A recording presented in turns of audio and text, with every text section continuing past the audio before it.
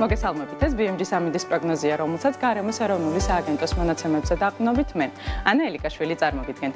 28 ნოემბერს სრულიად საქართველოში დროგამოშვებით ღრუბლიანობა მოიმატებს, უმეტესად უნალექოთ ჩაივლის დღე. დასავლეთ საქართველოში +24 მთიან რაიონებში კი +22 გრადუსია მოსალოდნელი.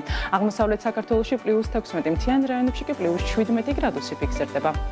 რუსთავში +13, მარნეულში, თელავსა და სიღნაღში +12 გრადუსი, ომოლოში +11, ლაგოდეხში +8, ცხინვალში +12, გორში +13 გრადუსი ფიქსირდება. სტეფანწმინდაში +10, ბაკურიანში +8, გუდაურში +3 გრადუსია მოსალოდნელი, ბორჯომში +16, ახალციხეში კი +13 გრადუსს უნდა ველოდოთ. გადავინაცვლოთ დასავლეთ საქართველოს ქალაქებში. ქუთაისში +21, ბათუმსა და ფოთში +19 გრადუსი, სოხუმში +20, ზუგდიდში, ქობულეთში, ანაკლიასა და ოზურგეთშიც ასევე +19 გრადუსი ფიქსირდება. რაც შეეხება დედაქალაქს, თბილისში ჰაერი +13 გრადუსამდე გათბება. ასეთი გახდა ამინდის პროგნოზი საქართველოში 28 ნოემბრისთვის. დარჩით BMG-ზე და თვალყური ადევნეთ ყველაზე საქმიან ამინდის პროგნოზს, რომელსაც მთის წყალთან ერთად წარმოვიდგენთ.